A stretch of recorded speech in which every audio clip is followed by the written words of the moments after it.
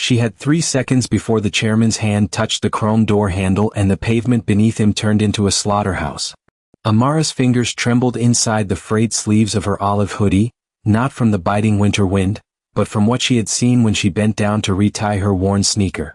Beneath the chassis of the sleek black sedan, a red light blinked in the darkness. A box. Dangerous wires. Death waiting in the undercarriage. Beside the drop-off lane, the air hummed with the low frequency of untouchable wealth. Chairman Kang Tae-soo stood by the curb, his sharp navy suit cutting a silhouette of absolute authority. His security detail formed a fortress around him.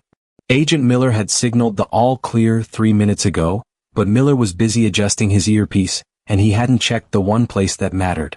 Amara opened her mouth to scream, but her throat was a silent tomb. So she surged forward, running toward her own funeral. She broke the perimeter and reached out, grabbing the devil himself to stop him from walking into hell. Before the wreckage settles, hit that like button if you believe that even the voiceless deserve to be heard when the odds are stacked against them.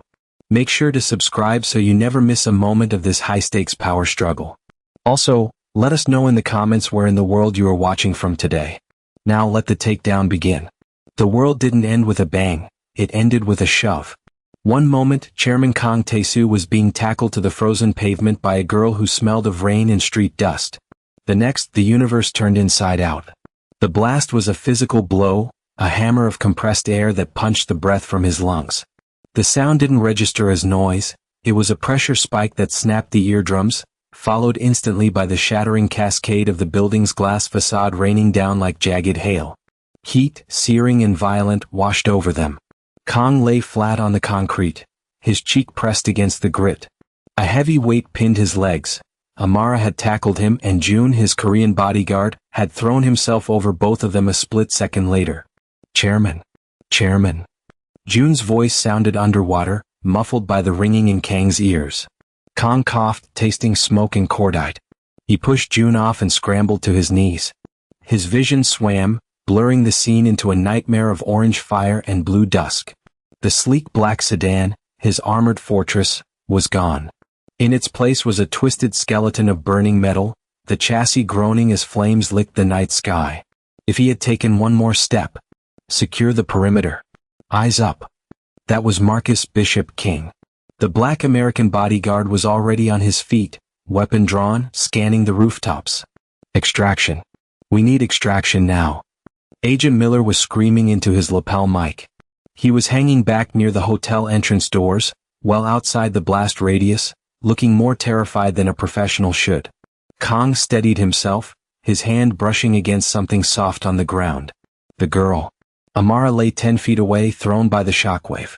She was curled on her side, her olive hoodie scorched and peppered with glass shards. She wasn't moving and she made no sound. June grabbed Kang's arm. Sir, we have to move. Secondary devices, we are exposed. Kang looked at the burning wreck, then down at the girl. He saw the worn-out camouflage backpack lying torn nearby. He saw her dirty fingers twitching slightly against the cold concrete. Leave her, Agent Miller shouted over the roar of the fire, moving toward them but keeping his distance. She's a suspect. She knew exactly where that bomb was. She's a loose end, leave her here, I'll secure her before the police arrive. It was a sensible argument on the surface, but the intent in Miller's eyes was cold. He didn't want to arrest her, he wanted to silence her. Kang stood up, smoothing his suit jacket with a lethal calm. No. Kang pointed a steady finger at the girl. Bishop. Put her in the backup vehicle. Sir? June hesitated. If she is involved. She saw it, Kang said, his voice cutting through the chaos. And she stopped it. Pick her up. Bishop didn't hesitate. He holstered his weapon and scooped Amara up in his arms. She was small, limp, her head lolling silently against his chest. Move, Kang ordered. As the team hustled toward the approaching SUV, sirens wailing in the distance, high above, a figure watched the chairman survive. The callous observer lowered his binoculars, his jaw tightening. Missed, he whispered. The safe house smelled of bleach and cold air. It wasn't a home, it was a holding cell dressed up as a luxury penthouse. Amara sat on a metal chair in the center of the main room, her knees pulled to her chest. Her olive hoodie was ruined, stained with soot and oil. She was shaking, but not from the cold. She was shaking because the man named June was standing over her. "I will ask you one more time," June snarled, slamming his hand onto the table. "Who paid you? Was it the triads? Who told you where the car would be?" Amara's mouth opened, but no sound came out. Her throat felt like it was packed with sand.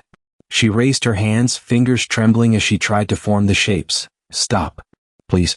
But June swiped her hands down. "Don't give me that," June spat. "You're not a hero. You're a spotter." He reached for her shoulder. Amara's eyes went wide, panic flooding them.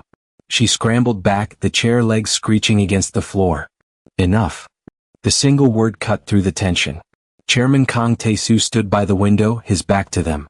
He turned slowly, rolling up the sleeves of his white shirt. "She hasn't spoken a word since we picked her up, June.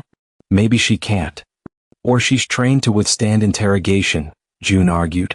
Kang walked toward Amara with the fluid grace of a predator. He crouched down so they were eye level. Amara pressed herself against the chair, her breath coming in shallow gasps. Her gaze dropped from his face to his right hand resting on his knee. The back of his hand. The numbers 8893 inked into the skin. Kang saw the recognition. "You like the art?" Amara didn't look up. She made a scribbling motion with her hand. Kang stood up, pulled a fountain pen from his pocket, and tossed a notepad into her lap. "Right. Who sent you?" Amara grabbed the pen. She didn't write words. Her hand moved furiously. She stopped and turned the pad around. It wasn't a name. It was a drawing. A crude but distinct sketch of Kang's hand, focusing on the numbers 8893. "She's mocking us," June scoffed. "Wait," Kang said. Amara flipped the page. Her hand flew faster now. She drew a face. Not Kang's face. It was a man with a thick scar running through his eyebrow and a distinctive cap. And on the drawn figure's hand, holding a box with wires, she drew a symbol. A snake eating its own tail. She tapped the drawing of the snake. Then she pointed at the drawing of the bomb. Then she pointed at her own eyes. "I saw him." Kang took the notepad. The likeness was rough, but the symbol, the Ouroboros, was unmistakable. A mercenary group. "She didn't plant it," Kang said, his voice deadly and final. "She's the only one who saw the face of the man who tried to kill me." He looked at Amara, his expression shifting from suspicion to value. "You're not a prisoner anymore. You're an asset." The drawing of the snake sat on the table like a curse. "We need a name," June snapped. "Draw a location. Anything." Amara's hands flew up, twisting in complex shapes, desperate to explain. June just stared at her, frustrated. "She's waving nonsense." "She's speaking," a deep voice rumbled. Marcus Bishop, King stepped out of the shadows. He crouched down, placing his bulk between June and the girl. He looked Amara in the eye, raised his hands and signed. "Slow down. I am listening." Amara stopped breathing for a second. Tears pricked her eyes, the crushing relief of being understood. "You understand?" She signed, her movements trembling. "Yes," Bishop signed back. "It is not standard ASL. It is Holmes' sign. But I can read it. Tell us what you saw." Kang watched the exchange. "Bishop." "She's giving us a profile, boss," Bishop said. Amara took a steadying breath. She signed man, mimicked a height, then touched her jawline and dragged a finger down to her neck. Then she made two fists and moved them like feet walking. One smooth, one dragging heavy. Thud, drag, thud, drag. "He's tall," Bishop translated. "He has a scar running from his right ear to his jaw. And he walks with a limp. His left leg is dead weight." Kang's head snapped up. "The lane ghost," he whispered. "A freelancer for the Southern Syndicates." Amara signed one last thing, rubbing her nose and making a face of disgust, then pantomiming a gun and a spray bottle. "She says he smelled like gun oil and cheap cologne," Bishop said. "She says he smiled when he armed it." Kang buttoned his cuffs. "June, ready the team. We know exactly who we're hunting." The silk sheets felt like a trap. Amara grabbed her camouflage backpack and bolted. She moved through the corridors like a ghost, finding a heavy glass door leading to a terrace. "The gate is locked," a voice said. "And the walls are 12 feet high." Chairman Kang stood by the stone railing, smoking. "I couldn't sleep in a bed for the first year I had money," he said, not looking at her. "I missed the hardness of the pavement." Amara stopped. Kong turned, rolling up his sleeve to show the 8893 tattoo. This isn't a gang code. It was my prisoner number. Before that, I was a boy stealing bread in Busan. I know what it's like to wait for the kick to come. He walked over to her. The lame ghost knows your face, Amara. If you walk out that gate, you go back to being invisible. And invisible girls are easy to kill. Where you stay. You help me find the rot in my kingdom. The wind howled around them. Amara looked at the dark city, then at the man offering her a lifeline. Slowly she let her backpack slide to the ground. She stepped toward him and nodded. The tailored black suit transformed the homeless girl into a shadow at Chairman Kang's flank. Amara adjusted her dark glasses, scanning the underground shipping dock. A convoy of silver SUVs rolled in for the peace summit. The driver of the lead vehicle climbed out. He walked around the hood. Thud. Drag. Amara's eyes locked onto him. The glare caught the side of his face, a thick, ugly scar. The lame ghost. That's not their usual driver, Bishop murmured, noticing the limp. He swapped in. Amara tapped a frantic code on Bishop's sleeve. Target. 9 o'clock. Bishop stiffened. But Amara saw something else. The lame ghost didn't look at Kong. His gaze slid past the inner circle and locked onto Agent Miller. Miller didn't draw his weapon. He met the killer's gaze and gave a single, almost microscopic nod. Amara gripped Bishop's arm. The threat wasn't the man with the gun across the dock. It was the man standing 5 feet behind Kang's back. Back inside the fortress, Miller lingered in the foyer. I'll escort the girl to her room, he told June. She looks shaken. Amara didn't protest, but she listened. Miller's tread changed from a guard's patrol to a stalker's creep. They reached the West Wing corridor, far from the security hub. Let's take a detour, Miller whispered, his hand hovering near her arm. The chairman wants you in the library. Amara looked down the hall. The double doors at the end were sealed with heavy translucent plastic sheeting. The air smelled of sawdust and harsh chemicals. She realized instantly why he chose this room. It was a construction zone. No cameras. No staff. A kill box. When Miller reached for her, she didn't freeze. She dropped her center of gravity and scrambled back. Stop. Miller hissed, chasing her. Don't make this messy. Amara knew she couldn't outrun a trained agent in a straight sprint, and she couldn't scream for help. She needed a voice. She needed noise. She didn't run for the door, she ran for the pedestal table in the hallway. She grabbed the heavy porcelain vase sitting on top of it, a Ming Dynasty antique worth more than her life, and shoved it with all her strength. Crash. The sound was explosive, shattering the silence of the West Wing like a gunshot. You little, Miller lunged, tackling her to the carpet. But it was too late. The door at the end of the hall flew open. Report. Bishop's voice boomed as he barreled into the corridor, weapon drawn, alerted by the crash. Miller scrambled off her, hands raised, forcing a smile. Sir. She went crazy. She started smashing things trying to escape. Amara stood up, breathing hard. She didn't look crazy. She looked at Bishop and she pointed calmly at the shattered porcelain, then at her own ear. I called you. Back in the office, Miller tried to spin the story. Sir, the stress is getting to her. Amara shook her head violently. She pushed away from Bishop and stood directly in front of the chairman. She pointed a trembling finger at Miller. Then she turned to Kong. She pointed at Miller again, then made the sign for Snake and mimed a knife entering a back. Boss, Bishop said, his voice dropping. She says the lame ghost wasn't looking at you. He was signaling Miller. Amara locked eyes with Kong. She pointed to the floor, firmly. The enemy is here. Kong looked at his agent, then back at the girl. His hand drifted slowly toward his desk drawer. Kong didn't pull a gun. He lit a cigarette. She's hallucinating, Miller. Trauma. Miller relaxed, masking his relief. I can have the doctor sedate her. No time, Kong said. We moved to the West Side Foundry to hunt this lame ghost. Amara wanted to scream, the foundry was a dead end. But Kong gripped her shoulder, his thumb pressing hard into her collarbone. Trust me. 10 minutes later, they were in the armored SUV. Miller drove. Bishop sat directly behind him, his hand suspiciously close to his holster. Road is blocked, Miller lied, turning into a narrow industrial alley. I have to take the shortcut. Do it, Kong said calmly. Miller wrenched the wheel. At the far end of the alley, high-beam headlights flared, blinding them. Miller slammed on the brakes. Ambush! Miller shouted, unlocking his door. Get out! We're sitting ducks. He tried to scramble out of the driver's seat to flee to safety, but Bishop's hand shot out, grabbing Miller's collar and yanking him back inside. Stay put, Miller, Kong whispered, his eyes adjusting to the glare. Showtime. Let me go. Miller screamed, realizing he was trapped in the kill zone he had created. Amara wasn't panic-stricken. She was scanning. She tapped her temple twice. 2 shooters. She mimed, looking through a long tube. Sniper. 12 o'clock.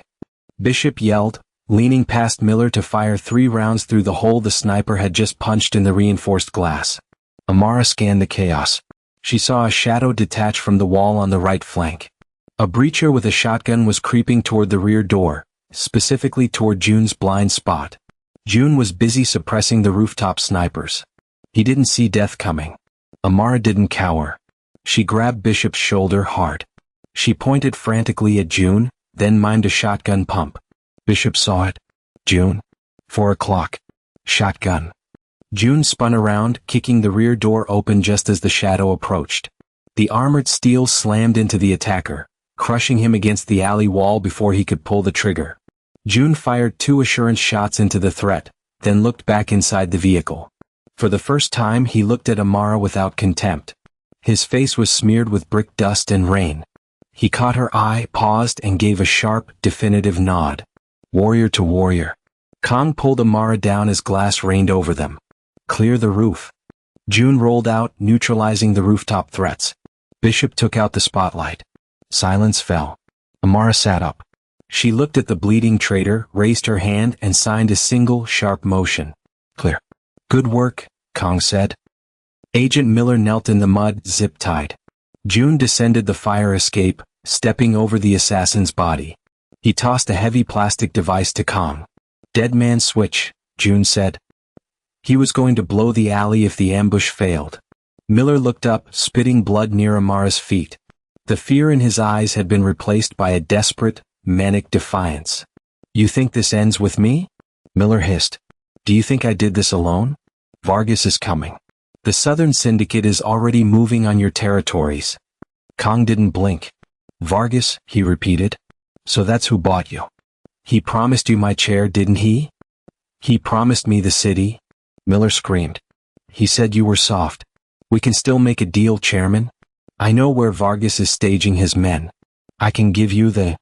Kong didn't interrupt him with a clever line. He didn't even speak. He simply stopped looking at Miller as if the man had already ceased to exist. He turned to Amara and held out the remote detonator. He called you voiceless, Kong said, placing the device in her palm. Show him how loud you can be. Amara looked at the plastic device in her palm. It felt heavier than it looked. Her thumb hovered over the button, and for a split second she hesitated. Her hand trembled just once. She knew what this button meant. It wasn't just killing Miller. It was killing the girl in the olive hoodie. If she pressed this, she could never go back to being the innocent victim on the street corner. She was choosing the monster. She was choosing the blood. Miller saw the hesitation and opened his mouth to beg. Amara's eyes hardened. The trembling stopped. She didn't want innocence. She wanted survival. She pressed the button. The entrance of the alley collapsed in a roar of concrete and steel, sealing the traitor inside the dead end he had lured them into. As the dust settled, Amara handed the empty detonator back. Kong looked at the pile of rubble, his eyes hard. He wasn't looking at Miller's grave. He was looking past it toward the invisible enemy encroaching on his city. Tell them to come, Kong whispered. I will be waiting. 1 week later. In the reflection of the penthouse windows, Amara barely recognized herself. Bishop says you have a natural aptitude for surveillance, Kong said, standing by the fireplace. He walked over to the silver pitcher to pour a glass of water, but a hand intercepted him. It was June. The bodyguard who had called her trash, who had accused her of being a terrorist, took the pitcher from the chairman. He poured the sparkling water into a crystal glass with precise, respectful movements. He walked over to Amara and held the glass out to her with both hands, a gesture of deep deference. For you, Miss Amara, June said quietly. Amara took the glass. She nodded to him, and June bowed his head slightly before stepping back into the shadows. He finally understood. She wasn't a stray dog. She was the wolf that guarded the door. Kong watched them. Miller is gone, but Vargas is still out there. The Southern Syndicate knows we survived. They'll be watching. Kong looked at her, his expression serious. This wasn't just an assassination attempt, Amara. It was a declaration of war. If you stay, there is no going back. We are hunting them now. Amara set the glass down. She didn't hesitate. She raised her hands, pointing to him, then to herself, then interlocking her fingers in a tight, unbreakable circle. We are the same. Kong hesitated, lifting his hand, the one with the 8893 tattoo. He tried to mimic the shape she had shown him. His movements were stiff, a clumsy attempt from a man who mastered everything else. But he formed the sign. Family. Amara smiled, a brilliance that reached her eyes. She had walked out of the silence and into the heart of the Empire. The war was just beginning, but for the first time she wasn't fighting it alone. But I have to ask, do you think Amara made the right choice joining the Kong family, or should she have taken her chances on the streets? Did she trade one cage for another, or did she finally find her home? Let me know your thoughts in the comments below. If this story kept you on the edge of your seat, share it with a friend who loves a gritty crime thriller with high stakes. Until next time.